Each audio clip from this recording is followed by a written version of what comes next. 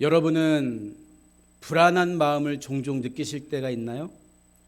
우리 사람의 뇌에서 생기는 불안을 처리하는 데에는 편도라는 기관이 관여를 한다고 해요. 그래서 불안 장애를 겪는 사람을 보면 편도의 크기가 커졌거나 과활성화되었음을 뒷받침하는 연구 결과가 많이 있죠. 예전에 편도를 제거한 원숭이의 실험이 있었는데요. 편도를 제거하니까 이 원숭이가 불안과 두려움을 느끼지 못하더라는 거예요. 결과적으로 위험한 상태에서 도망치거나 피하지 않는 모습을 보였다는 거죠. 한마디로 간이 부은 거예요. 간이 부은 게 아니라 편도가 없어지니까 불안을 느끼지 않은 거예요. 만약에 실험 상황이 아니었다면 불안을 느끼지 않는 이 원숭이는 힘센 포식자에게 잡아먹히거나 생존하지 못했을 거예요. 여러분, 그래서 역설적이지만 우리가 불안을 느낀다, 이거 부정적인 것만은 아니라고요. 때로는 우리가 살아가는데 아주 중요한 역할을 한다는 것을 보여주는 대목입니다. 적절한 불안이나 긴장감은 우리의 미래를 대비하게 하고 맡은 일을 성실하게 하도록 도와줌으로써 좋은 결과를 이끌어내기도 하지요. 여러분, 학생이 시험에 대한 두려움이 있어야 공부할 거 아니에요. 천하태평인 친구들 공부 안 합니다. 그래서 우리의 삶을 돌아봐도 불안이나 고난 가운데서 오히려 하나님을 찾고 하나님을 만나는 경우를 우리는 종종 보게 됩니다. 인생의 가장 밑바닥에 처해 있거나 어찌할 방도가 없을 때 결국 하나님께 매달리고 하나님을 더 깊이 경험하게 되는 거죠. 우리가 잘 아는 시편 42편은 고라 자손의 시로 알려져 있어요. 여러분, 고라가 누굽니까? 출애굽 시절 광야에서 모세에게 반역하다가 땅이 꺼져서 죽은 사람 아닙니까? 그때 그의 아들들이 죽지 않고 살아남았는데요. 그들이 후손에 지은 시 중에 하나가 시편 42편입니다. 고라 자손은 특별히 성전 일을 관장했었는데 도망가는 다윗을 따라 나선 한 고라 자손이 예배조차 제대로 드릴 수 없는 상황 속에서 눈물 짓는 왕을 마음 아프게 바라보면서 찬양시를 짓습니다. 감정이입된 거죠. 그게 바로 시편 42편으로 알려져 있어요. 시편 42편은 어떻게 시작합니까? 하나님이여, 사슴이 시냇물을 찾기에 갈급함같이 내 영혼이 주를 찾기에 갈급하나이다. 하나님 어디 계세요? 보여주세요. 애타는 마음이에요. 이어지는 3절을 보면요, 사람들이 종일 내게 하는 말이 내 하나님이 어디 있느냐 하오니 내 눈물이 주야로 내 음식이 되었도다. 이렇게 말하고 있어요. 여러분, 시인이 불안을 느끼고 있는데 그 이유가 어디 있습니까? 그의 삶 속에서 하나님의 숨결을 느끼고 있지 못하기 때문이에요. 사람들이 고통 가운데 있는 나를 손가락질하고 조롱합니다. 저주해요. 그런 상황 속에서 우리의 소망은 어디 있냐는 거죠. 그런데 시인은 5절에서 이런 고백을 하죠. 내 영혼아, 내가 어찌하여 낙심하며 어찌하여 내 속에서 불안해하는가? 너는 하나님께 소망을 두라. 그가 나타나 도우심으로 말미암아 내가 여전히 찬송하리로다. 여러분, 마음이 불안해요. 비록 상황이나 주변 환경이 나를 짓누르고 힘들게 하지만 소망은 오직 하나님께 있다고 고백하고 노래하는 거예요. 그래서 오늘 베드로 사도 역시 우리에게 이야기하고 있잖아요. 너희 속에 있는 소망에 관한 이유를 묻는 자에게는 대답할 것을 항상 준비하라. 너의 삶에 소망이 어디 있어? 너 그렇게 아픈데, 너 그렇게 집에 문제가 많은데, 너 예수님 믿는다고 하는데 소망이 어디 있어? 묻는 사람들 앞에 여러분, 소망 어디 있습니까? 대답을 준비하라는 거죠. 우리는 어릴 적부터 사실 소망을 품고 살아왔습니다. 장래 희망이 뭐냐고 물으면 제 때는 그랬어요. 열의 아홉은 대통령, 뭐 과학자, 뭐 그랬습니다. 조금 약하면 이제 국회의원 그랬어요.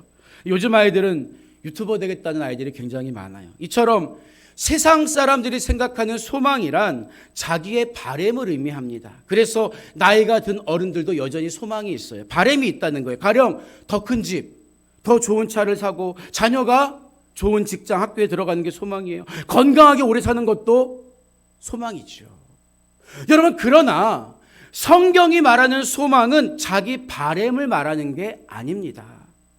사실 우리 인간의 바램은 이루어지는 경우보다 이루어지지 않는 경우가 더 많잖아요. 원래 계획대로라면 어제 신동인 선교사님이 우리나라에 입국해야 했어요. 하지만 전화가 왔어요. 카카오톡으로 전화가 왔어요. 비자 문제 때문에 델리 공항에서 출국이 금지됐다는 거예요. 현지에서 도움을 주는 분의 실수로 인해서 생각하지도 못한 일이 발생한 거예요. 여러분, 만약에 세상 사람들처럼 뭐든지 잘 되기를 원하는 나의 바램을 소망이라고 한다면 우리의 소망은 정말 보잘것없는 망상에 지나지 않을 수 있습니다. 왜요? 내 뜻대로 되는 게 세상에 하나도 없기 때문입니다. 그러나 성경이 말하는 소망은 내 바램이 아니라 하나님께 달려있는 거예요. 전능하시고 신실하신 하나님께서 반드시 말씀하신 그대로 이루실 것을 믿기 때문에 우리의 소망은 언제나 부도나지 않는 수표와 같은 것입니다. 보세요. 비록 선교사님 일정이 변경되었지만 내 계획과 시간표보다 하나님의 계획과 시간표를 믿고 신뢰하기 때문에 무슨 뜻이 있을 거야. 평안을 빼앗기지 않을 수 있다는 거예요. 우리는 하나님 안에서 소망을 이야기해야지 나의 바램과 기대가 소망인 것처럼 착각하면 안 되는 거예요. 사람들은 헛된 것을 쫓다가 결국에는 흙으로 돌아가게 되지만 우리는 하나님과 영원히 살게 될 것입니다. 그래서 누가 우리에게 소망에 관한 이유를 묻는다면 예수 그리스도, 나를 피로 값주고 영원히 살게 하신 그분만이 유일한 소망이다. 이 대답을 할 수 있어야 하는 거예요. 그런데 사람들은 물질, 명예, 권력, 당장 우리를 이롭게 하는 소망에 대해서는 민감하게 반응하지만 영생한다, 영원히 죽지 않는다, 영원의 때에 대한 소망에는 뭐 좋기는 한데 뭐 가봐야 알겠지, 둔감할 때가 너무나 많아요. 그러니까 성도라고 하면서 영원의 때를 위해 살지 못하고 세상 사람들과 똑같이 썩어 없어질 세상의 바램에 기대서 헛된 소망을 갖고 살 때가 많다는 거죠. 그렇기 때문에 진짜 소망, 부도나지 않는 하나님의 소망을 바라보기 위해서는 하나님이 우리에게 허락하신 고난과 시련을 통과해야만 합니다. 왜요? 사람이 육신의 한계에 부딪혔을 때 비로소 영의 눈이 열리기 때문이에요. 우리 젊은 아이들 보세요. 평생 자기가 젊을 줄 알아요. 왜? 아름다우니까, 건강하니까. 그런데 조금 나이가 들고 건강 잃어버리고 원하던 것이 이루어지지 않으면 세상에 내 뜻대로 안 되는 것도 있구나. 나의 젊음이 영원하지 않구나. 조금 영적인 세계의 눈이 떠지는 거예요. 마찬가지예요, 여러분. 타락한 인간은 교만한 존재입니다. 자연 상태의 인간은 절대 가만히 있으면 저절로 영원의 때를 살며 소망을 품지 못하는 존재라고요. 그래서 본문 13절과 14절의 전반부를 보면 너희가 열심으로 선을 행하면 누가 너희를 해하리요. 그러나 의를 위하여 고난을 받으면 복 있는 자라고 이야기하는 거죠. 목사님, 왜 우리가 신앙생활하는데 고난이 옵니까? 왜 우리가 착하게 말씀대로 사는데 이런 문제가 옵니까? 사람들은 질문해요. 세상의 윤리와 도덕은 권선징악에 뿌리를 두고 있어요. 그래서 착하게 살면 상을 받고 악하게 살면 벌을 받는다. 고진감래, 고통 끝에는 낙이 온다. 어떤 이게 머릿속에 공식처럼 박혀 있어요. 그래서 선한 사람에게, 믿는 사람에게 찾아오는 고난을 받아들이지 못해요. 남들보다 선하게 살다가 고난을 당하면 대체 무슨 유익이 있냐고 따집니다. 여러분, 그러면 왜 그리스도인들에게 고난이 찾아오는 걸까요? 근본적인 이유는 우리가 살고 있는 이 세상이 죄로 인해 오염되었기 때문입니다.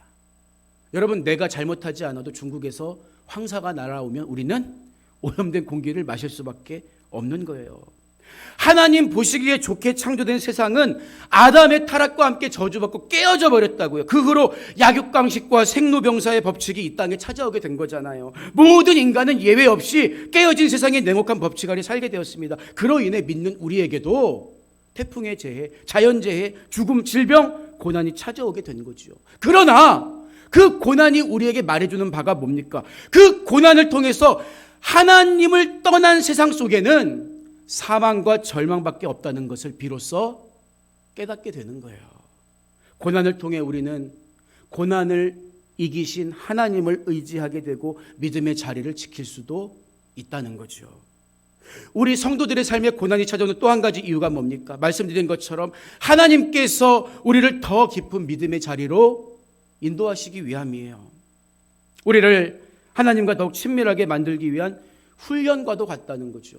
여러분, 제가 고등학교 때 극기훈련을 문경세제로 간 적이 있어요. 훈련이잖아요. 그러니까 산을 그냥 이렇게 넘어가는 건데 그때는 힘든 것 같았지만 군대 가보니까 웬걸요. 그때 힘든 것도 아니에요. 그러니까 훈련이 안 되는 거예요. 훈련이 그냥 산보하듯이 친구들하고 손잡고, 그때는 그게 힘든 줄 알았는데, 하지만 군대에서 진짜 훈련을 받고 나니까 제대할 때 되면 이 부대 근처를 그냥 날아다니게 되는 거죠. 훈련이 그런 거예요. 사람을 성장시킵니다. 꾀재재하게 무슨 고등학교 때 극기훈련 갔다고 해서 그때 훈련 받은 걸로 군장 메고 행군 못해요. 군인이 안 됩니다. 훈련다운 훈련을 받아야 성장하고 성숙하게 되는 거예요. 그러니까 야고보서를 보면 너희가 여러 가지 시험을 만나거든 온전히 기쁘게 여기라, 이렇게 말하는 거잖아요. 왜? 시험은 훈련과도 같고 그 훈련 끝에는 하나님이 맺게 하시는 귀하고 선한 열매가 반드시 있기 때문에. 그런데 사실 시험과 고난을 만났을 때 불평하지 않는 사람은 덜어 봤어도 적극적으로 아이고 시험이 왔네요, 기뻐하는 거 쉽지 않아요. 그런 분 흔하지 않습니다. 어렵다는 거예요. 근데 왜 성경이 이렇게 말하고 있는 걸까요?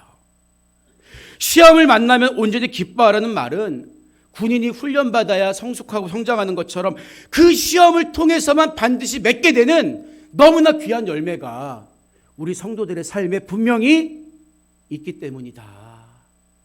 그래서 기뻐하라고 말하는 거예요. 성경이 이유 없는 말을 우리에게 하지 않습니다. 여러분, 시험과 고난이 인내와 소망을 이루는 유일한 기회라고 생각해 보세요. 그러면 기쁘지 않겠습니까? 야, 이 기회가 없으면 내가 인내를 이룰 수 없어, 소망을 이룰 수 없어, 억지로 견디는 것보다 훨씬 쉽지 않겠습니까? 이처럼 하나님의 의를 위해 살다가 받게 되는 고난은 헛된 고난이 아니라 우리를 복 있는 사람으로 세워간다는 거예요. 그래서 14절 후반부에서는 그들이 두려워하는 것을 두려워하지 말며 근심하지 말고, 이렇게 이야기하는 거예요. 세상에선 시험 만나면 그 자체가 힘든 거예요. 그 자체가 죽는 거예요. 망하는 거예요. 그러나 우리의 시험은 목적이 있는 시험이고 열매가 있기 때문에 그들처럼 두려워하지도 말고 근심하지도 말아라. 왜? 우리는 고난 중에도 하나님이 시퍼렇게 살아계심을 믿고 하나님을 의지하며 나아갈 수 있기 때문에. 이어지는 15절 전반부를 보면 두려워하고 근심하지 말라는 말에 더해서 어떤 말을 합니까? 너희 마음에 그리스도를 주로 삼아 거룩하게 하라, 이렇게 요구하고 있어요. 여러분, 시험 받을 때에 두려워하지 말고 근심하지 말고 또 한 가지 해야 될 게 그리스도를 내 마음에 항상 주님으로 모시고 생각하는 거예요. 여러분 마음속에 주님이 계십니까?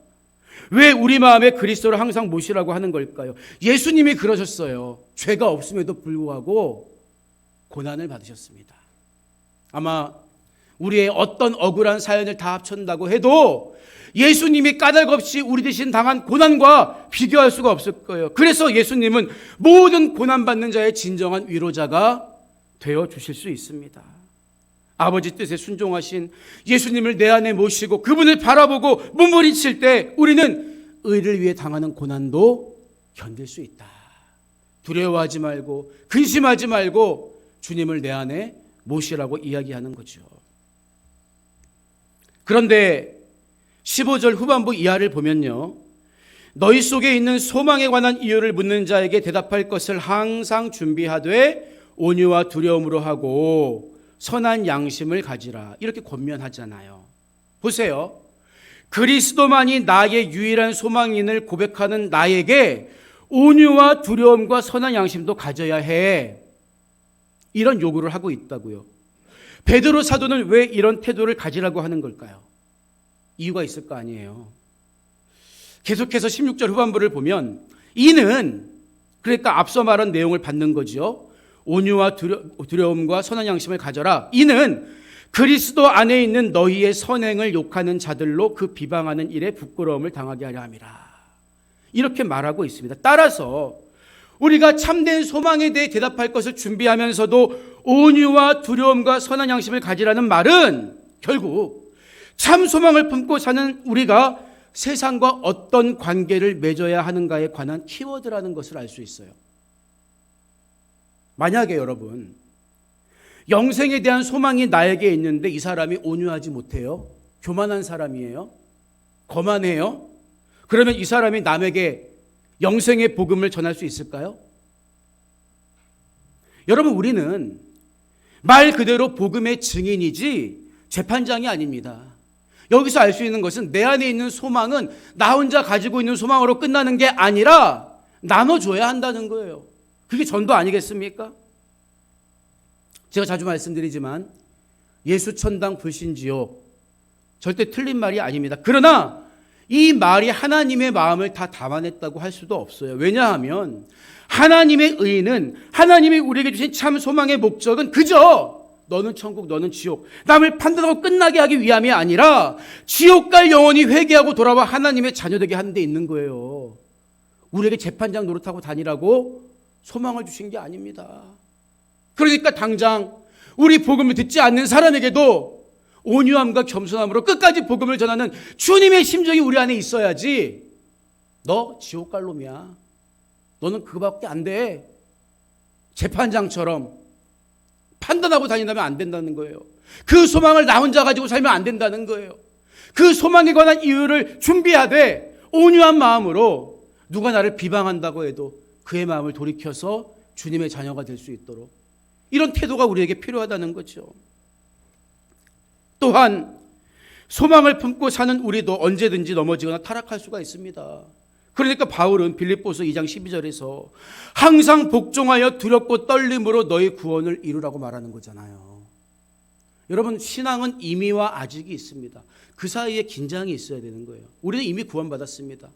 마귀가 우리를 참소하지 못해요. 그러나 영원한 천국에 아직 이르지 못했어요. 그러니까 할 수만 있으면 마귀는 택한 자라도 우는 사자처럼 삼키려고 돌아다니고 있잖아요. 우리는 두렵고 떨림으로 내가 받은 은혜를 쏟아버리면 안 되지. 내가 가지고 있는 진짜 소망, 영혼의 때의 소망을 빼앗기면 안 되지.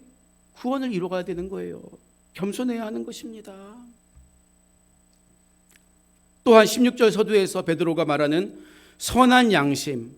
이 선한 양심이란 뭘까요? 내적으로 나는 양심가야. 나는 항상 바르게 생각해.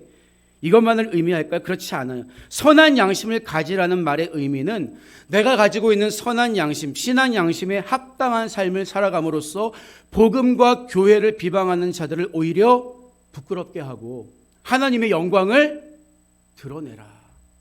여러분, 그리스도인과 교회의 구별됨은 남들이 안 하는 것 똑같이 안 하는 데서 드러나지 않습니다. 남들이 하지 않는 것을 할 때 드러나는 거예요. 여러분, 원수를 사랑하라. 이게 세상 사람들에게 주어진 말씀입니까? 아니에요. 세상 사람들은 원수를 미워하고 사랑할 만한 사람을 사랑합니다. 우리가 그들과 똑같이 하면 우리의 구별됨은 드러나지 않아요. 로마서 12장 20절을 보면요.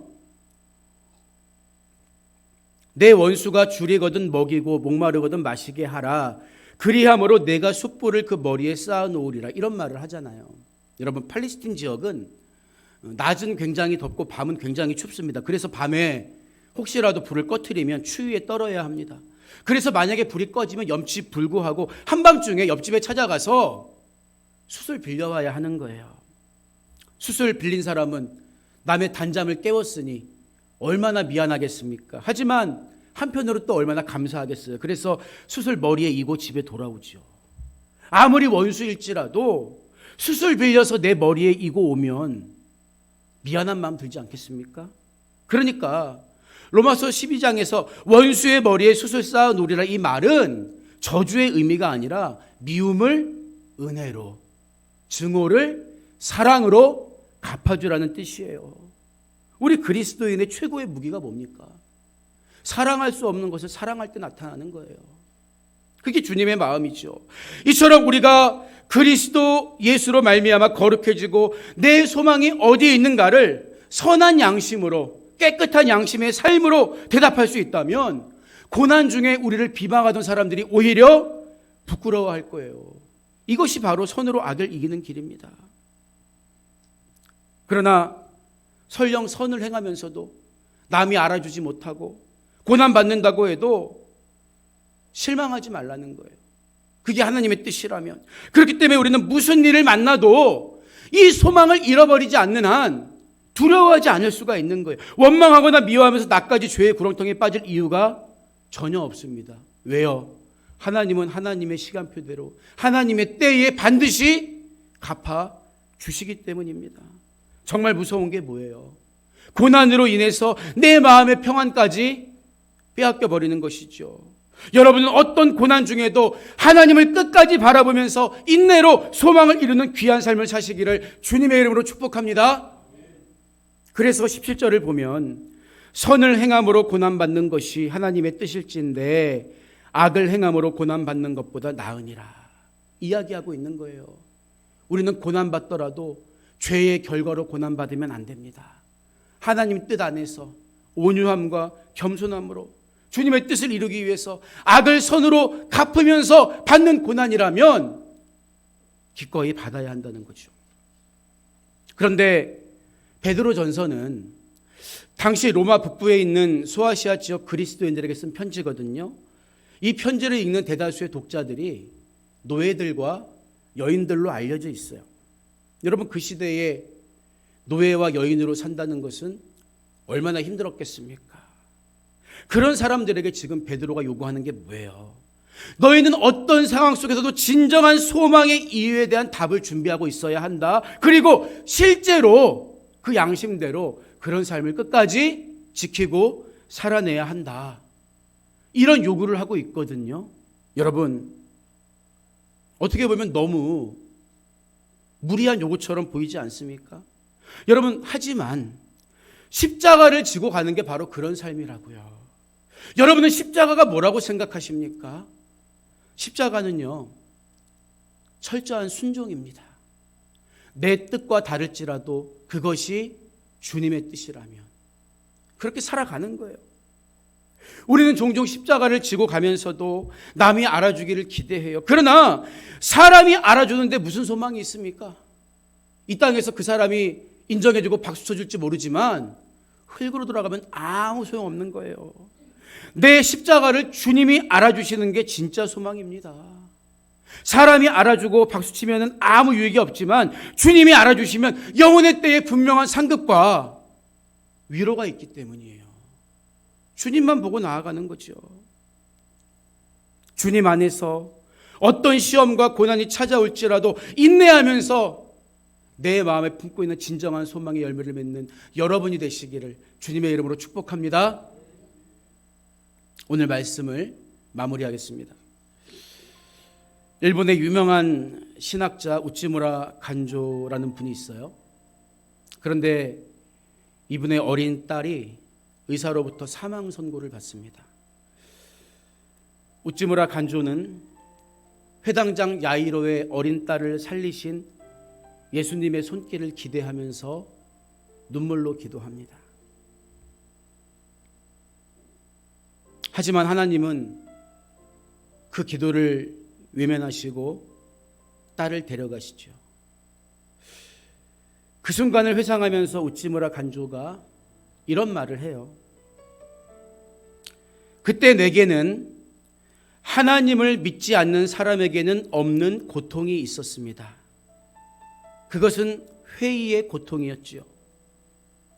어떤 사람은 내게 아직 하나님께 용서받지 못한 죄가 있기 때문에 이런 고통이 임한 것이라고 했고, 또 다른 이는 나의 신앙에 흠이 있기 때문에 기도가 응답되지 않은 것이라는 말을 했지요.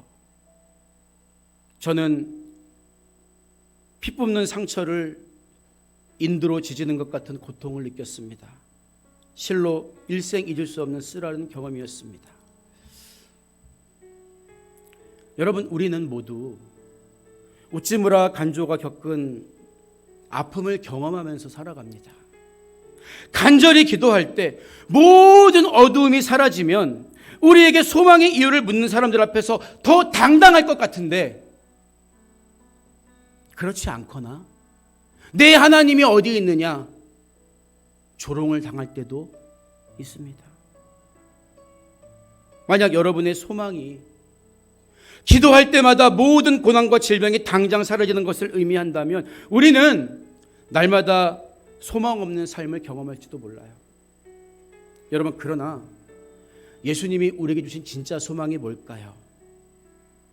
죽은 야이로의 딸은 살아났지만 다시 죽었습니다. 예수님이 주신 진짜 소망은 살렸다가 다시 죽는 그런 소망이 아니에요. 그분이 주신 진짜 소망은 살아나서 다시는 죽지 않을 영원한 부활의 몸을 입으신 것입니다. 저와 여러분도 주님처럼 다시 썩지 않을, 다시 죽지 않을 몸으로 부활할 것입니다. 그것이 소망의 이유에 대한 우리의 대답이라고요. 그런 영생의 소망이 있기에 이 땅에서 찾아오는 질병과 죽음과 시험을 우리는 이길 수 있는 거예요. 우리가 살아있는 동안 깨어진 세상과 악한 마귀는 계속해서 이 소망을 붙잡지 못하도록 우리를 흔들고 넘어뜨리려고 발악할 것입니다. 그러나 믿음의 주요 온전케 하시는 이인 참 소망이신 예수 그리스도만 끝까지 바라보면서 흔들리지 말고 인내로 소망을 이뤄내는 여러분 모두가 되시기를 주님의 이름으로 축원드립니다.